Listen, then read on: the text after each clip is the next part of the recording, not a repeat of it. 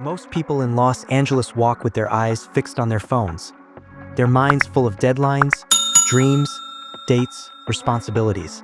They never look around long enough to notice the stories lying in the shadows. If they looked closely, just once, they might see a thin teenage boy curled up under a flickering streetlight, holding his backpack like it's the last piece of the world he owns. They might wonder how he ended up there. They might wonder how someone so young could already look so tired.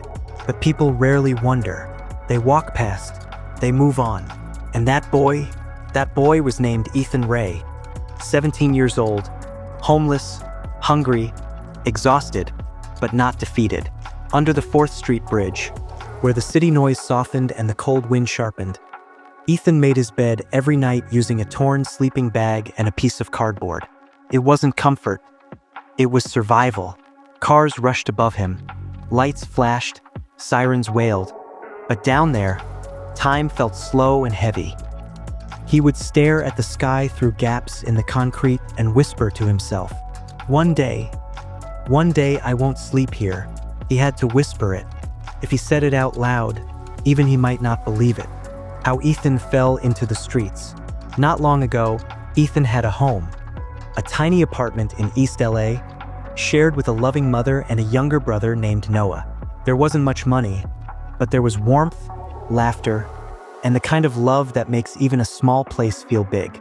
But his father, drowning in alcohol and anger, turned their home into a battlefield. Nights filled with shouting, breaking bottles, slammed doors, tears, and fear. One violent night changed everything. Police lights flooded the apartment. Ethan held Noah in his arms while his mom cried and officers separated everyone. Child services stepped in. His parents were split apart. His mother lost custody due to unstable income and housing. Noah was taken into foster care, and Ethan, caught between childhood and adulthood, slipped into a part of the system WHE.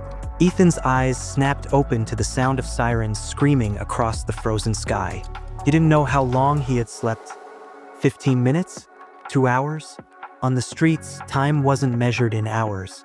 It was measured in how long your body could survive the cold. His thin blanket felt like a sheet of paper. His fingers were stiff. His breath looked like ghost smoke. He pulled himself up, leaning against the wall behind the diner. His backpack, containing only 3 items, an old t-shirt, a broken phone, and a picture of his mom, rested near his feet. Tonight felt colder than usual. Colder in a way that wasn't coming from the weather. It was coming from inside him. The world didn't see him until one person did.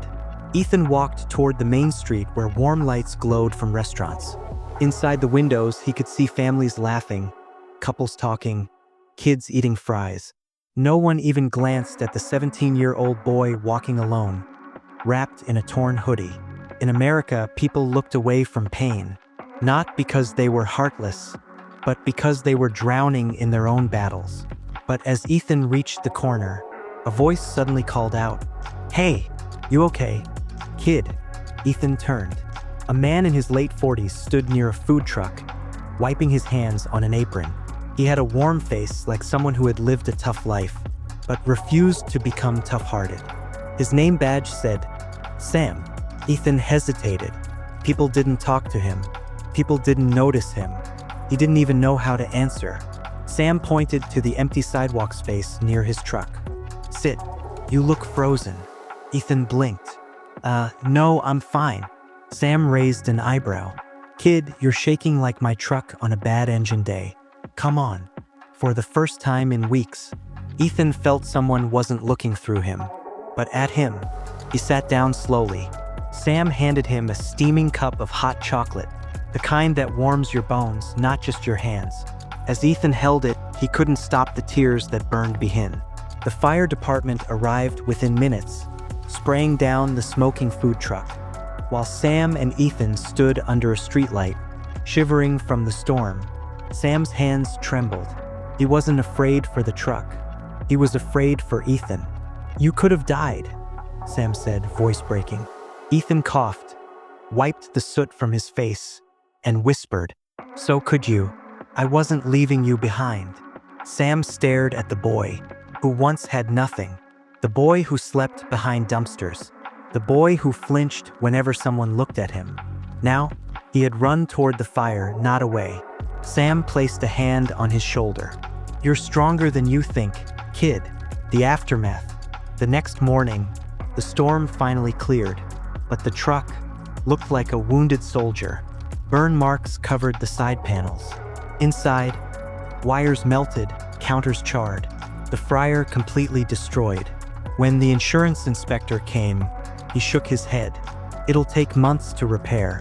Might cost more than the truck is worth." Sam looked defeated. Ethan felt his chest tighten. This truck wasn't just metal and wheels. This truck was Sam's life, his dream, the place that gave Ethan a second chance. That night, sitting on the curb, Ethan whispered, "I'm sorry. I should have seen the flame sooner." Sam turned sharply. "Stop. This isn't your fault. If anything, you saved the truck from exploding." He tapped Ethan's chest gently. "You saved me." But Ethan wasn't convinced. Pain sat heavy inside him. He didn't want to go back to the streets. He didn't want to lose the only person who treated him like he mattered. The turning point. 2 days later, Sam called Ethan to meet him in the park. Ethan sat on the bench, nervous. Was Sam going to say goodbye? Tell him he couldn't keep him anymore? When Sam arrived, he held 2 coffees. He handed one to Ethan. The silence between them was heavy, like 2 people standing on the edge of something big. Finally, Sam spoke. "I've been thinking, maybe this fire wasn't tea.